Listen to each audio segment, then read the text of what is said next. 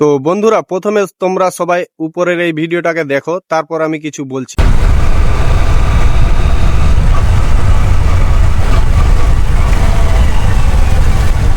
मारेंगे तमाचा खींच के, साला मारेंगे तमाचा खींच के। हेलमेट खोलो, हेलमेट खोलो।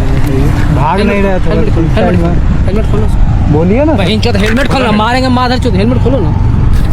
लाओ इसको। खोल रहा है सर, ये क्यों अरे इससे सर ये टूट जाएगा सर, महंगा है सर। अरे खोलो ना अच्छा पहले। ठीक है, हम खोल दे रहे अरे हैं। लाइट चला रहा था।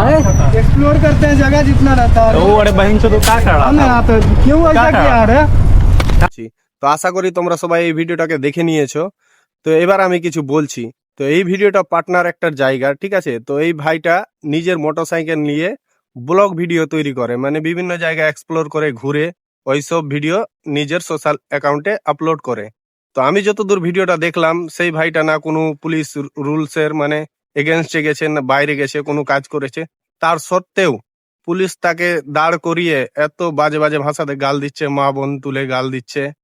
তার সত্ত্বেও সেই ভাইটার একটা ক্যামেরা ছিল, সেটাও মানে ছিনে নেবার চেষ্টা করছে, এবং এবং কি ছিনেও নিয়েছে, সেই ক্যামেরাটা ছিনেও নিয়েছে, কিন্তু রেকর্ডিং অন থাকার সত্ত্বে আমরা সব দেখতে পাচ্ছি, যেহেতু ছেলেটাকে ভাইটাকে মারছে অনেক পুলিশগুলো। তো এইসব পুলিশদের উদ্দেশ্যে আমি বলতে চাই, এদেরকে এত অধিকার কে দেয় যে সরল লোককে, মানে সরল সোজা লোককে রাস্তা দিয়ে যাচ্ছে, এইভাবে করে বিরক্ত করছে, প্রতিদিন মারধর করছে, গাল দিচ্ছে।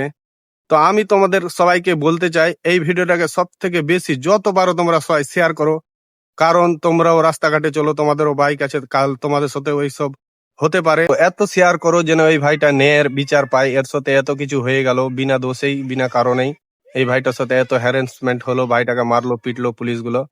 তো এই ভাইটা যেন একটা ন্যায়ের বিচার পায়।